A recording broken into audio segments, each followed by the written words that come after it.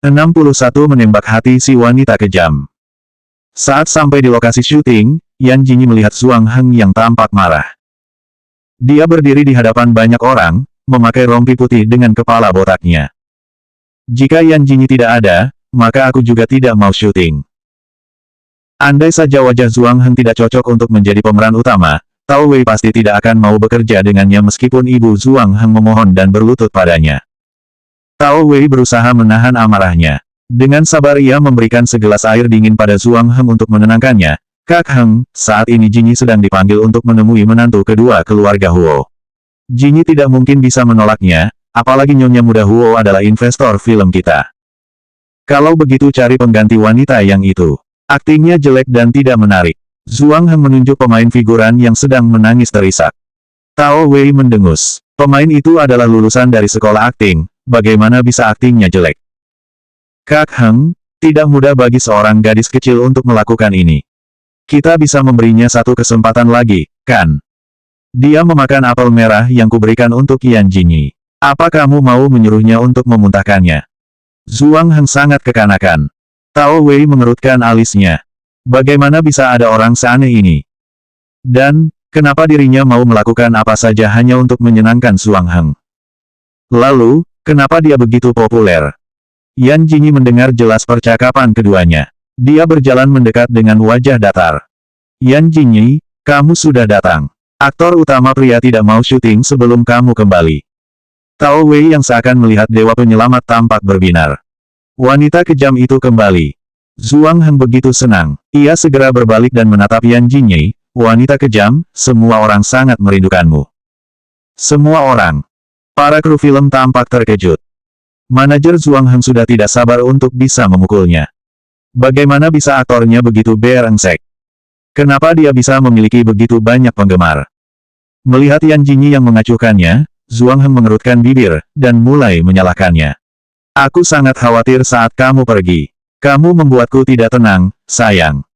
Aku sama sekali tidak ingin menghiburmu. Aku justru sangat ingin memukulmu. Yan Jinyi memutar bola matanya. Zhuang Heng sudah seperti orang yang mengalami keterbelakangan mental. Dia malah membuat postur gerakan menembak, tidak masalah. Aku akan menggunakan ketampananku sebagai pistol untuk menembak berulang kali hingga menembus hati wanita kejam kesayanganku ini. Dia membuat gerakan seperti meniup moncong pistol, oh, sudah tertembak. Apakah ketampananku ini membuat sayangku terkejut? Yan Jinyi mendengus, idiot, pergi sana.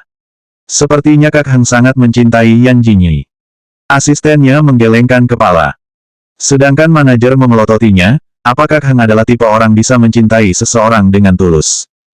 Sepertinya tidak. Pemeran utama pria di film, Bandit Wanita, diambil dari karakter Chang Yang Jiakuo. Adegan film yang akan diambil saat ini adalah ketika tokoh utama wanita, Lin Chonggui, pulang bersama anak buahnya dengan membawa kemenangan. Namun di tengah perjalanan pulang, ia menemukan tokoh utama pria, Chang Yang, yang terluka. Senja akan tiba, sinar matahari yang terbenam mulai memenuhi jalan setapak hutan. Dari kejauhan, tampak Yan Jinyi sedang menunggangi kuda merahnya. Setangkai rumput digigit di mulutnya. Tubuhnya gemerlap disinai cahaya matahari. Semua kru terpaku melihatnya. Cantik sekali. Tao Wei dengan cepat mengambil beberapa foto. Ia berencana menggunakannya untuk mempromosikan film nanti. Oke, kita bisa mulai syutingnya. Yan Jinyi adalah aktris yang berbakat. Dia berhasil membuat dirinya menjadi Lin Chonggui yang sebenarnya dalam setiap adegan. Lin Chonggui telah menjadi bandit sejak kecil. Dia sangat cantik, meskipun dirinya sendiri tidak menyadarinya. Dia mahir dalam berkelahi dan merampok. Seorang wanita yang bisa melakukan segala hal. Yan Jinyi berhasil membuat semua orang merasakan karakternya itu. Bos, ada seorang biksu yang tergeletak di sana. Lin Chonggui meludahkan rumput di mulutnya, pergi dan periksa dia. Lihat apakah ada sesuatu yang berharga. Mereka membalikkan biksu yang terbaring tengkurap itu. Wajah setampan dewa milik biksu itu pun terlihat. Bos, dia seorang pria tampan. 62 biksu mana yang begitu genit? Ketika mendengar bahwa yang tergeletak adalah seorang pria tampan, Lin Chonggui segera melompat turun dari kudanya. Minggir kalian, biarkan aku melihatnya. Sesaat setelah ia mendekat, tiba-tiba saja pria itu berbaring terlentang dan melepaskan pakaiannya, memperlihatkan dadanya yang bidang. Setelah itu ia menopang kepalanya menggunakan satu tangan dengan gaya yang menawan. Semua aktor dan kru film saat ini. Yan Jinyi. Apa yang aktor idiot ini lakukan? Setelah beberapa saat, Yan Jinyi masih belum juga mengulurkan tangan untuk menyentuhnya. Zhuang Heng pun membuka mata dengan tidak sabar, sayang, poseku sudah siap. Cepatlah. Kenapa sepertinya Zhuang Heng sedang menunggunya? Si Asteris Lan. Yan Jinyi berdiri lalu segera menendang Zhuang Heng, bersikaplah serius. Apa kamu pernah melihat ada biksu yang genit? Zhuang Heng merasa kesal, penggemar wanita akan sangat menyukai ini. Tanyakan saja pada para wanita yang ada, apakah barusan ini aku terlihat tampan dan menawan? Yan Jinyi mengepalkan tangan, sutradara tahu sudah bekerja keras selama 5 tahun untuk menulis naskah ini. Jika kamu tidak benar-benar ingin bermain di sini, maka jangan terima tawarannya. Bagaimana bisa kamu menjadi aktor yang populer dengan kemampuan aktingmu yang buruk? Apakah ada masalah dengan mata penggemarmu? Akting Zhuang Heng memang tidak terlalu bagus. Tapi tidak terlalu buruk juga, kan? Setelah bekerja bersama beberapa hari ini, para kru kurang lebih sudah memahami karakter Yan Jinyi. Dia adalah orang yang kejam, persis seperti Lin Chonggui. Zhuang Heng yang biasanya bergaul dengan para wanita cantik, pasti belum pernah melihat hal ini. Sehingga dia bersikap begitu berengsek dan jingan. Sayang, jangan terlalu galak. Kamu mau aku bagaimana, aku akan melakukannya. Zhuang Heng tampak merengut. Ekspresinya sudah seperti menantu muda.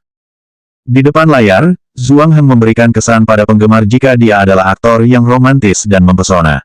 Siapa yang menyangka jika sifat asli Zhuang Heng sangat manja dan kekanakan.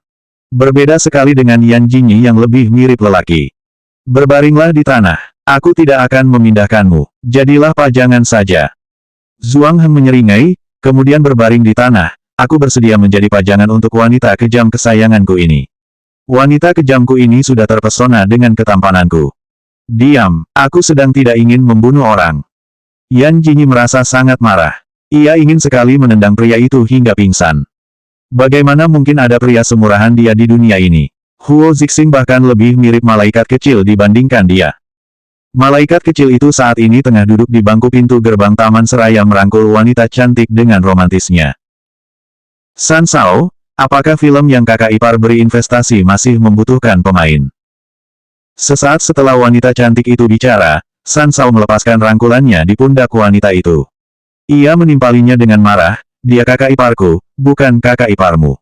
Menyebalkan sekali. Aku sudah bosan denganmu. Pergilah. Wanita cantik itu langsung memasang ekspresi ingin menangis ketika mendengarnya. San Shao, apa aku mengatakan sesuatu yang salah? Aku bisa meralatnya. San Shao, aku tidak berniat buruk. Aku hanya menyukai dunia ini sejak kecil, namun sayangnya aku tidak memiliki kesempatan. Bagaimana bisa kamu memiliki kesempatan dengan wajah jelekmu itu? Cekak, aku tidak ingin melihatmu lagi. Wanita cantik itu masih ingin bersuara, namun dia hanya bisa menelan kata-katanya saat melihat tatapan tajam Huo Zixing. Menurut kabar, Yan Jinyi pergi ke kampus hari ini. Nona muda keluarga Zhao memang sama bengalnya dengan Huo Qingyuan. Apakah Yan Jinyi terluka? Huo Zixing menepuk wajahnya. Apakah wanita itu bisa terluka? Tapi bagaimana jika memang benar bisa? Bagaimanapun juga, keluarga Zhao masih membutuhkan bantuan kakak kedua. Benar, kakak kedua tidak ada di sini. Sebagai adik, seharusnya dialah yang melindungi istri kakaknya. Memikirkan hal ini, Huo Zixing segera bangkit dan masuk ke mobilnya. 63 Mengurus pemakamanmu. Villa besar itu nampak sepi. Huo Qingyuan tengah duduk di sofa dengan keripik kentang di tangannya. Tatapannya lurus ke layar televisi besar di dinding. Dia sedang menonton drama kolosal yang dibintangi Yan Jinyi. Sejak kapan Yan Jinyi menjadi begitu kuat? Bahkan pria kaya seperti Zhao Xinchen pun takut padanya. Apakah kakak kedua tahu tentang ini? Wanita itu begitu pemalu dan penakut dengan orang-orang di rumah dulu. Apakah saat itu dia sedang berpura-pura? Apa tujuannya? Huo Qingyuan berpikir dengan keras. Hari ini Yan Jinyi membuatnya terkesan. Terutama ketika Yan Jinyi memukuli Zhao Xinyu. Dia menganggapnya sebagai saudara. Ketika Huo Zixing kembali, dia melihat Huo Qingyuan yang sedang duduk di sofa dengan rambut yang sudah seperti sarang ayam. Huo Qingyuan, apa kamu mau membuat kakakmu mati ketakutan? Huo Qingyuan menatapnya tajam, mengambil remote control, lalu menyalakan semua lampu di ruang tamu. Kakak, di mana Yan Jinyi? Bagaimana aku tahu? Aku baru saja akan bertanya padamu. Apakah dia memukul seseorang di kampus hari ini? Huo Qingyuan mengernyit dan menatap Huo Zixing terkejut. Bagaimana kamu bisa tahu? Apalagi yang akan dilakukan Yan Jinyi selain berkelahi dan mengumpat? Huo Qingyuan bisa berada di rumah dengan tenang pasti berkat Yan Jinyi. Katakan, apa yang dilakukan Yan Jinyi? Huo Qingyuan melempar keripik kentang di tangannya ke sofa, lalu mendekati Huo Zixing dengan kaki telanjangnya. Kakak, Yan Jinyi memukulku. Wanita itu memukuli Zhao Xinyu dengan kemoceng, bahkan aku juga kena pukul. Yan Jinyi memukulmu dengan kemoceng. Huo Zixing terbelalak, benarkah? Takut Huo Zixing tidak percaya, Huo Qingyuan pun menunjukkan tanda kemerahan yang ada di pinggangnya. Kakak, wanita itu memukulku di depan Zhao Xinyu. Awalnya ia kira Huo Zixing akan marah dan membantunya membalas Yan Jinyi, tapi ternyata. Pukulan yang bagus. Kamu pantas mendapatkannya. Tampaknya Yan Jinyi tidak membedakan antara pria dan wanita. Buktinya ia memukul Huo Qingyuan jika membuat masalah. Sekarang dia seimbang. Huo Qingyuan menatap Huo Zixing dengan keheranan. Kakak, apa kamu gila? Tiba-tiba, suara Zhang Guoquan terdengar dari pintu. Nyonya muda, Anda sudah kembali. Kedua orang itu menoleh secara bersamaan, dan melihat Yan Jinyi yang melangkah masuk dengan membawa 2 gelas teh susu. Jinyi terlihat ramping dengan congsam pakaian tradisional Tiongkok berwarna putih yang dikenakannya. Sepasang sepatu hak tinggi yang ia pakai mengeluarkan suara nyaring saat menginjak lantai. Dia tampak begitu berwibawa dan anggun. Tidak akan ada yang bisa membayangkan betapa kejamnya wanita ini dengan penampilannya sekarang. Yan, Huo Zixing menerima tatapan berbahaya dari Yan Jinyi saat ia baru membuka suara. Dia pun segera merubah panggilannya, kakak ipar. Huo Qingyuan menatap Huo Zixing kaget. Kenapa kakaknya sangat ketakutan? Bagus, ini teh susu untukmu. Yan Jinyi tersenyum tipis seraya menyerahkan teh susu itu kepadanya, kemudian mengalihkan tatapannya kepada Huo Qingyuan. Huo Qingyuan berdiri di depan sofa, balas menatap Yan Jinyi. Setelah beberapa saat, ia mendengus lalu membuang muka. Nona muda Huo sepertinya belum puas dipukul. Seketika dia teringat dengan kejadian tadi. Huo Qingyuan gemetar, jangan mengira aku akan berterima kasih karena kamu telah membantuku mengalahkan Zhao Xinyu. Kamu salah, itu karena dia menyinggungku, ujar Yan Jinyi dengan senyum meremehkan. Membantumu mengalahkannya, Huo Qingyuan, apa kamu pikir kamu pantas untuk kubantu? Huo Qingyuan merasa terhina dan dipermalukan oleh Yan Jinyi. Kali ini hanyalah kecelakaan. Aku akan membunuh Xinyu sendiri lain kali. Masih ada lain kali. Kamu mau aku yang mengurus pemakamanmu? 64 tidak becus bekerja. Huo Qingyuan mulai menyadari bahwa dia memang sangat lemah. Untuk beberapa saat, ia memandangi Yan Jinyi dengan bimbang. Kemudian ia berkata dengan nada tingginya, Hei, besok aku akan mengadakan makan malam. Ikutlah makan malam bersama. Kamu mengundangku makan malam bersama. Yan Jinyi sedikit terkejut. Huo Qingyuan memalingkan wajah, lalu berujar bangga, jangan senang dulu, aku masih sangat membencimu. Tapi aku harus mengesampingkan masalah pribadi kita. Bagaimanapun juga kamu sudah membantuku. Anak muda yang labil. Kepulangan Yan Jinyi kali ini sesungguhnya bukan untuk meladeni Huo Qingyuan. Huo Zixing, apakah departemen humas perusahaanmu itu tidak becus bekerja? Huo Zixing yang tiba-tiba dipanggil terlihat bingung. Tidak. Huo Zixing membatin, aku pulang untuk melihat apa kamu terluka. Tapi kamu malah memaki karyawan perusahaanku tidak becus. Jawab. Departemen Humas TG Entertainment didatangkan langsung dari kantor pusat Huo. Bagaimana mungkin mereka tidak becus?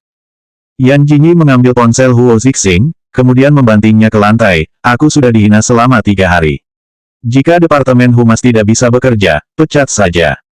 Hari ini dia menggeser Zhuang Heng dari daftar perbincangan hangat di internet. Gosip saat ini adalah tentang Jinyi yang berhasil menjadi pemeran utama wanita karena memiliki hubungan dengan pria kaya, sekaligus hasil dari merayu Zhuang Heng. Siapa yang merayu siapa sih sebenarnya? Apa dia bisa menyukai si idiot itu? Sesaat setelah syuting, Tao Wei datang padanya dan bertanya kenapa tim Humas TG Entertainment tidak membantunya menghentikan skandal ini. Yan Jinyi baru menyadari bahwa ada sesuatu tentang Departemen Hubungan Masyarakat. Huo Zixing menatap ponsel yang baru dibelinya yang saat ini tergeletak di lantai dengan tatapan sedih. Kalau marah, hancurkan ponselmu sendiri. Kenapa malah menghancurkan punyaku? Beritahu para pecundang itu, jika mereka belum melakukan apapun, akan kupatahkan kaki mereka sebelum memecatnya satu persatu. Setelah selesai berbicara, ia naik ke lantai atas tanpa menoleh ke belakang lagi. Huo Zixing masih terpaku. Huo Qingyuan mengernyitkan dahi ketika Yan Jinyi telah benar-benar hilang dari pandangannya. Ia kemudian berkata, "Kakak, aku ingat kalau kamu pernah menelpon kepala Departemen Humas sebelumnya." Huo Zixing tampak kebingungan, "Hah? Kamu berkata pada mereka untuk tidak mempedulikan skandal apapun tentang Yan Jinyi." Ekspresi Huo Zixing langsung berubah suram. Si Asteris Lan. Apa yang ada di otaknya saat itu? Huo Qingyuan benar-benar ingin mengundang Yan Jinyi makan malam kali ini. Dia ingin mengujinya dan mencari tahu apa yang wanita itu sembunyikan sebenarnya. Bagaimana bisa seorang wanita yang dulunya penakut dan penurut, berubah dalam waktu yang singkat? Ini tidak masuk akal sama sekali. Kemungkinan besar adalah karena kemampuan akting Yan Jinyi yang begitu luar biasa, sehingga dia berhasil menipu semua orang. Setelah pergi ke salon kecantikan dan melakukan spa, Huo Qingyuan membuat janji dengan beberapa putri keluarga kaya untuk berbelanja di mall. Sekitar setengah jam sebelum waktu makan malam, Huo Qingyuan pun perlahan berjalan pulang. Huo Qingyuan berjalan sendirian di tempat parkir bawah tanah yang luas itu. Tidak ada seorang pun selain dia. Tiba-tiba saja punggungnya terasa dingin. Sesaat setelah dia sampai di mobil dan akan masuk, tiba-tiba ada satu tangan membekap hidungnya. Hanya satu yang terlintas dalam pikiran Huo Qingyuan saat ia setengah sadar. Jika Yan Jinyi tahu dia diculik, maka penculik ini akan mati. Saat Yan Jinyi sampai di restoran yang telah direservasi Huo Qingyuan, dia melihat Huo Zixing yang sudah duduk di sana. Hanya kamu. Urusan wanita. Huo Qingyuan sedang pergi untuk perawatan kecantikan dulu. Yan Jinyi mengangguk, menarik kursi, lalu duduk. Yang ada di pikirannya hanyalah pasta, hal yang tidak penting. Tidak peduli secantik apapun dia tetap saja bodoh. Huo Zixing hanya diam. Kenapa dia menggunakan kata kiasan? Lagi pula, dia hanya mendapat nilai 59.5 di pelajaran bahasa Mandarin. Oh, menyebalkan. Telepon dia, aku sangat sibuk. Perintah Yan Jinyi seraya menyilangkan kakinya. 65 Huo Qingyuan diculik. Huo Zixing tidak berani membantah. Dengan cepat ia mengeluarkan ponsel dan menelepon Huo Qingyuan. Ponselnya berdering untuk waktu yang lama. Tidak diangkat. Kalau begitu telepon terus. Huo Qingyuan masih belum menjawab setelah ia melakukan beberapa panggilan. Ketika Huo Zixing mencoba untuk menelepon lagi, Huo Qingyuan malah menolak panggilannya. Apa yang dilakukan Huo Qingyuan? Dia tiba-tiba saja menolak panggilanku. Menolak panggilan. Yan Jinyi mengeluarkan ponselnya, telepon dengan ponselku. Apakah gadis si Asteris Lan itu sedang cari mati? Huo Zixing dengan hati-hati menerima ponsel Yan Jinyi dan mencari nomor Huo Qingyuan dengan perlahan. Ia takut ponsel itu rusak sehingga ia akan dipukuli lagi. Setelah beberapa menit, Huo Zixing menyerahkan kembali ponsel itu kepada Yan Jinyi dengan wajah muram, ponselnya dimatikan. Mungkin saja Huo Qingyuan tiba-tiba bertemu temannya. Dia selalu seperti ini, kalau tidak kita. Hubungi polisi, ucap Yan Jinyi dengan tiba-tiba. Huo Zixing mengerjapkan mata, Hubungi polisi. Tidak, apa kamu berpikir terjadi hal buruk pada Huo Qingyuan? Dia cukup pandai berkelahi, dia juga seorang nona muda Huo, dia. Dia tiba-tiba terdiam, lalu melotot, apa Huo Qingyuan ingin bunuh diri? Dia ingin bunuh diri hanya karena kehilangan muka di depan Yan Jinyi. Adikku sayang, kakakmu ini bahkan tidak memiliki pikiran untuk bunuh diri. Yan Jinyi mengernyitkan dahi, kukatakan untuk terakhir kalinya, hubungi polisi sekarang. Cepat. Huo Zixing tidak berani bertanya lagi. Dia segera menghubungi polisi dan melaporkan jika Huo Qingyuan telah menghilang. Saat mendengar bahwa yang hilang adalah putri keluarga Huo, kantor polisi pun segera pergi mencarinya. Yan, kakak ipar, apa kamu ingin polisi menemukan Huo Qingyuan? Sebenarnya itu tidak perlu, aku bisa membantumu.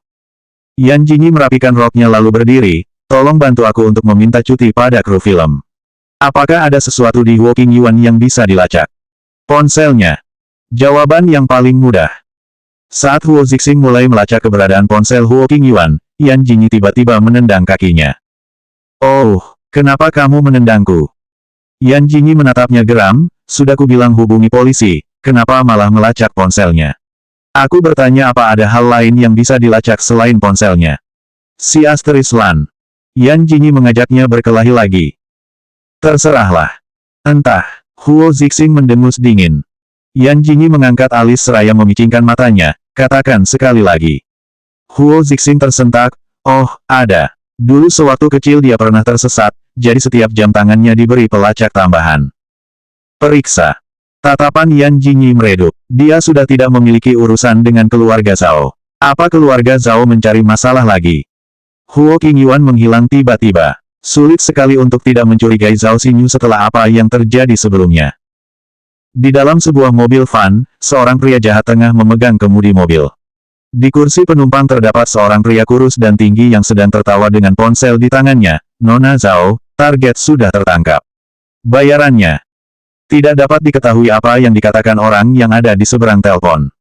Pria itu mengusap air liur yang ada di sudut bibirnya, tidak masalah. Kami belum pernah mencoba mahasiswi dengan kulit mulus seperti ini. Huo Qingyuan hanya merasakan pusing di kepalanya. Dia merasa jika kaki dan tangannya sedang diikat. Dia ketakutan. Bau bensin yang menyengat memenuhi rongga hidungnya. Tampaknya dia diculik. Menyadari hal ini, dia langsung sadar. Suara pria asing mulai terdengar di telinganya. Selanjutnya bab 66 aku akan mengebiarkan.